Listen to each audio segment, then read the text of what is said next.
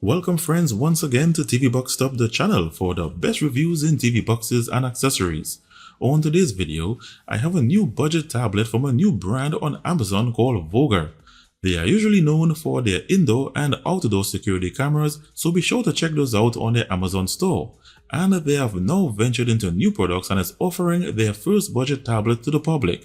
This model is called the Voger X100 PriorPad, and for just $112 you get a 10-inch Android 10 tablet with ISP display, dual band Wi-Fi, great capacity, long battery life and great entertainment features. In this review, we take a look at its design, hardware performance and the features it has to offer. So don't go anywhere, you have that right after this.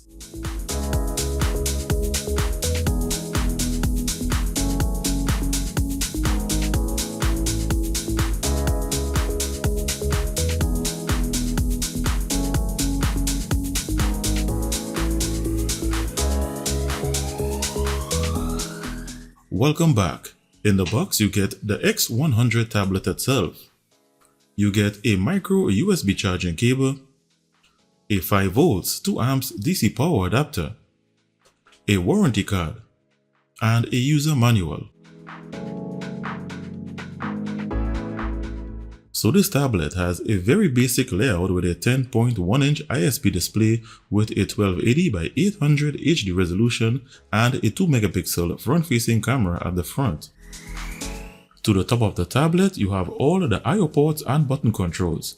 You have a reset button, a power button and volume controls, and to the other end you have a headphone jack, a micro SD card slot, and the micro USB charging port.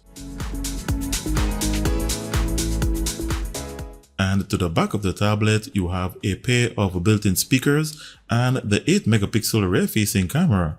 And that's it, there are no buttons or ports anywhere to the sides or below the tablet.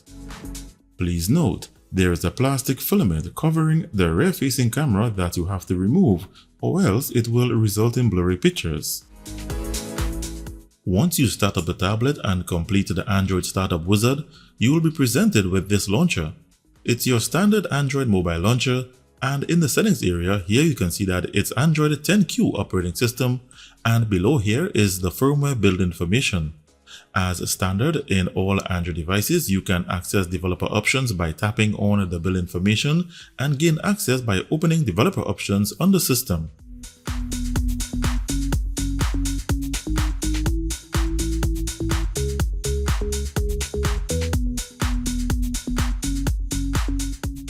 This tablet has most of your standard features such as dual band Wi-Fi and Bluetooth connectivity, auto screen rotation, a screenshot feature, a screen recorder feature, a display reading mode, and a data saver feature. One feature absent in this model is Android 10's split screen feature. Let's now take a look at its system and hardware information. The manufacturer is listed as DJI, and the hardware is the Sun 50 IW10P1, and the main board is listed as the X100. It has 2GB of DDR3 RAM and 32GB of internal storage. The Bluetooth version is probably 4.0 or 4.1, as I can't tell for sure, as the version is not listed anywhere on the product page. Its CPU, in relation to its mainboard model, is the all-winner A100 CPU, which is a 64-bit quad-core Cortex A53 CPU clocked at 1.6 GHz, configured in 32-bit mode with support for only 32-bit ABIs. Its GPU has a maximum resolution of 1280 by 800, and it's powered by the PowerVR Rogue GE8300 with OpenGL ES version 3.2 support. It has dual band 2.4 plus 5 GHz Wi-Fi support. Its operating system is Android 10Q and it's not rooted.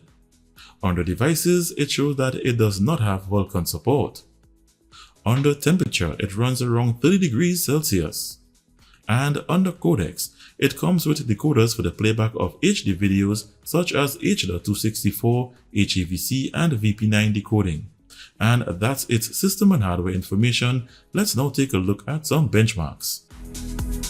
First, these are the results of its RAM copy speed and its internal storage read and write speeds. Next, the results of its Wi-Fi band's speed test reveals that it has maximum bandwidth on the 5 GHz band. The 2.4 GHz achieved only 24% of my maximum speed of 120 megabits per second. If you connect a micro USB hub that has a LAN port like this one, you can get internet via LAN connection. Here the results show that I achieved 98% of my network. In the Antutu benchmark, it scored 62,913. In the Geekbench 4 CPU benchmark, it scored 598 single-core and 1,532 multi-core. And in the 3DMark Gamers Bench GPU benchmark, it scored 4,752 in the Ice Storm Extreme test and 326 in the Slingshot test. Keep in mind that this tablet does not have Vulkan support. When it comes to entertainment, those wanting to use this tablet for premium streaming services ought to know that it has Google Wideband over 3 with no HDCP protection. This means that premium streaming services such as Netflix and Amazon Prime Video will only show in basic quality. The mobile version of YouTube plays in HD quality, and here's a video sample.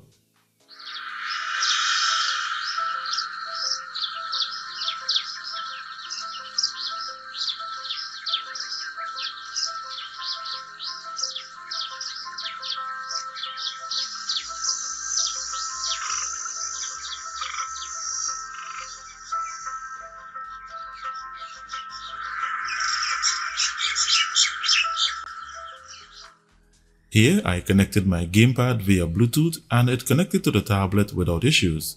So I will now use it to play an Android game to test its graphics handling.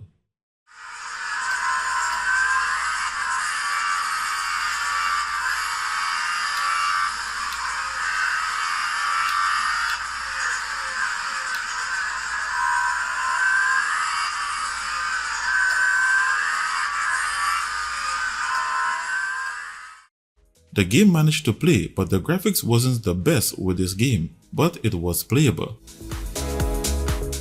Here's a look at the quality of the front and rear facing cameras.